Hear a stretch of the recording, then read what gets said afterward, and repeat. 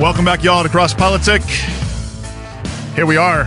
And with us, we're really thankful to have Mr. Jason Riley. He's an editorial board member from the Wall Street Journal. Yeah. Where he has contributed since 1994.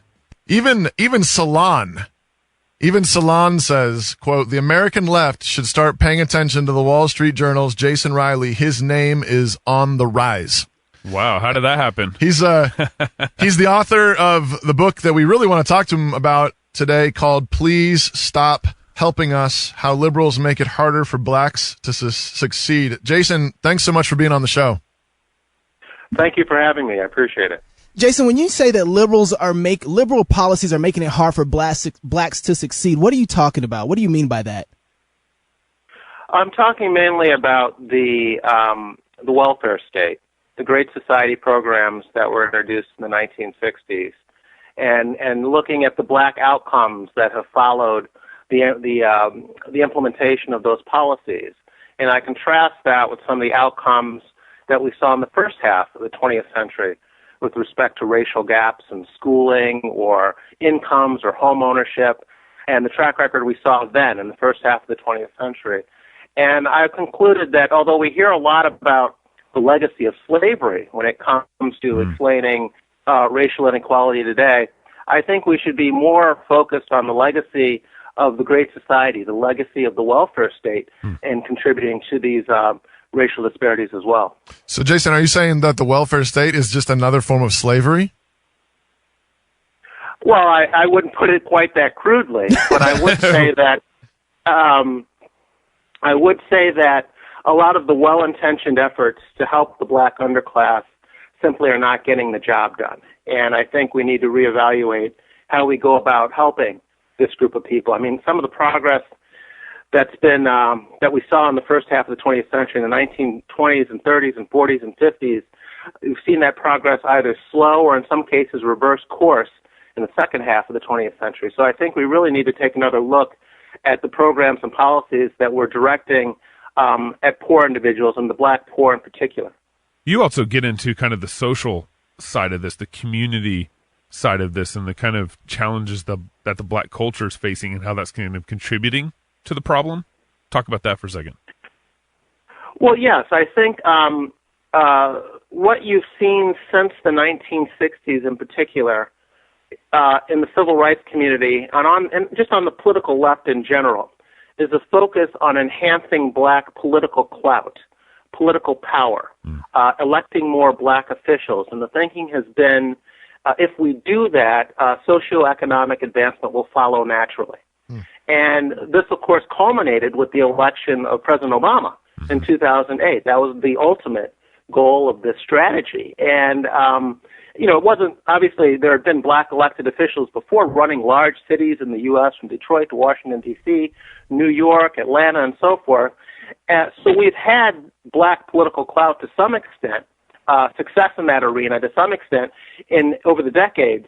But the presidency was really the culmination of this strategy. But you have not seen the socioeconomic gains flow naturally from increasing black political clout. So I think that strategy has not accomplished what it set out to. And if you look back at history, there was no expectation there should have been no expectation that it would. Other groups that have risen in this country from poverty to prosperity typically have not gone the political route. They've developed culturally.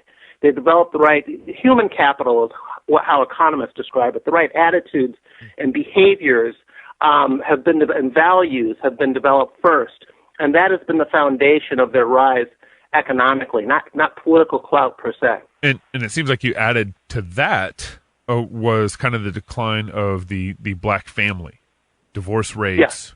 And even you kind of illustrated kind of I wouldn't say maybe it's a disdain, but a dislike for even coming off as white and educated. You mentioned a couple examples in your book where you were made fun of for what it seemed like they would call either talking white or sounding educated.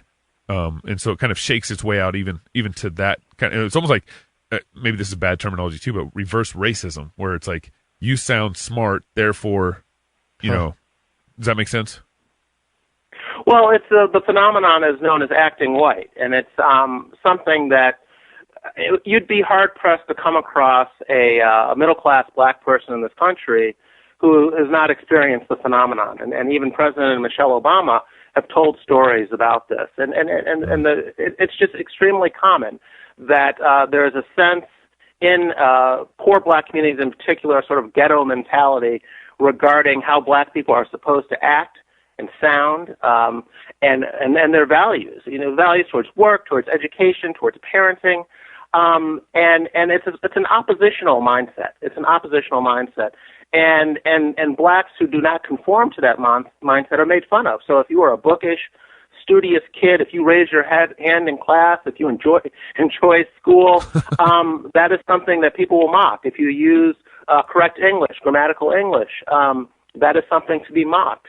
And so yes, I think that is a problem in the black community. You mentioned divorce. I think it's more marriage in general, and particularly out of wedlock birth rates, where we've seen a tremendous growth in that area, and that was not something you saw again in the first half of the 20th century. You go back to as late as 1960, you had 2 out of 3 black kids being raised in a 2-parent home. Today, more than 70% are not, and in some of our inner cities, it's as high as 80 or 90%, and that's I think that's a huge problem, that breakdown of the black family. So we've kind of talked about the problem, the political problems, and kind of just touched on some of the familial challenges. What do you think is the solution in all this? Well, I think one solution is to stop doing things we know don't work. That's hard. And That's so hard. Well, it's not really about a new government program to solve these problems. Absolutely. I think that's misguided. I think we need to remember what blacks were able to accomplish in the first half of the 20th century, when at best the government's attitudes towards blacks was indifference. Yeah. Yet you saw tremendous gains being made in terms of the rate at which blacks were leaving poverty or entering the skilled professions in the middle class, increasing their years of education, both in absolute terms and relative to whites. All this was being done in a tremendously oppressive environment racially in this country. We had legal segregation, tremendous negative attitudes towards blacks, which were very socially acceptable, yet that could not stop blacks from narrowing the gaps with whites in terms of socioeconomic progress. So this is not about reinventing the wheel. This is about getting back to doing the things that worked before. And a lot of that, I think, involves the government getting out of the way. Right now, in our things like keeping kids trapped in bad schools, for example. Right. Give poor parents access to better schools. I think minimum wage laws are misguided in the sense that they prevent a lot of less skilled, less educated blacks, less experienced blacks from getting that first job. Yeah. Because the minimum wage laws make them too expensive to hire. Yeah. So fewer of them are hired than would be hired otherwise.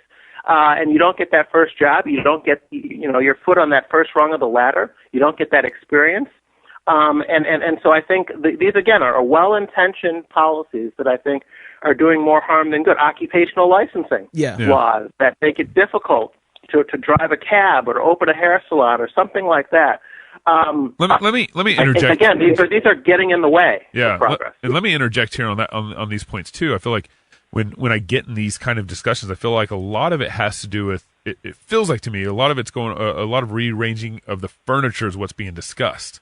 So maybe eliminate this policy, or maybe open up education to the a school choice and all those things. Those to me feel like very much kind of rearranging the furniture. When we introduced ourselves before we went live on the air, we talked about how we're a Christian podcast and how our solution we want to get to the heart of the matter, which is people's hearts.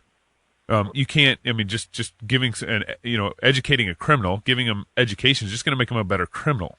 When it seems like the bigger issue is actually people's hearts need to change in all this. What are your thoughts on that? Well, I'm not sure. I'm not sure I would agree with that. Our jails and prisons are not full of educated people.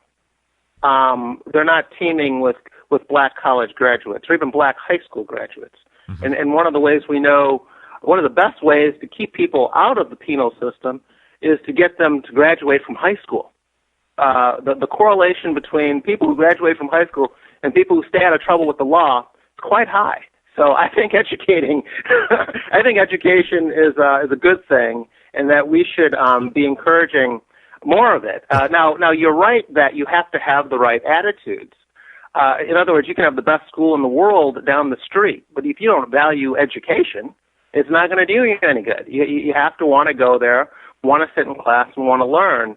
And that's something that's sort of outside of the parameters of public policymakers and politicians, and it's cultural. Yeah. And there are a lot of cultural defects in poor black communities that we don't like to talk about. It's a little taboo to discuss publicly. Yeah. And so we don't talk about it.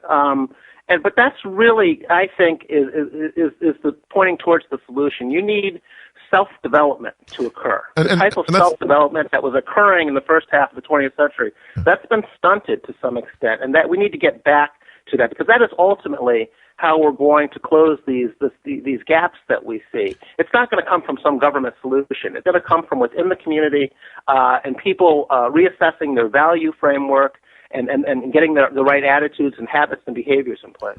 Historically, of course, education has been all about the truth. Historically, education has been all about teaching human beings to be who God made them to be, calling them to pursue truth, goodness, and beauty in every way. And that's always a heart issue, just like you're saying, Gabriel. It's about the fact that human beings are made in the image of God. And so true education has always been aimed at calling people to know truly who they are, who God's made them to be. And that means grappling with all of these most significant issues.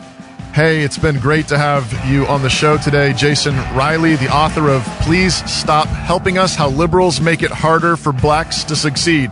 Jason Riley is a senior fellow at the Manhattan Institute, and Salon says, you got to pay attention to this guy. Hey, it's been great having you on our show. Thank you so much, Jason. You have a great weekend. And more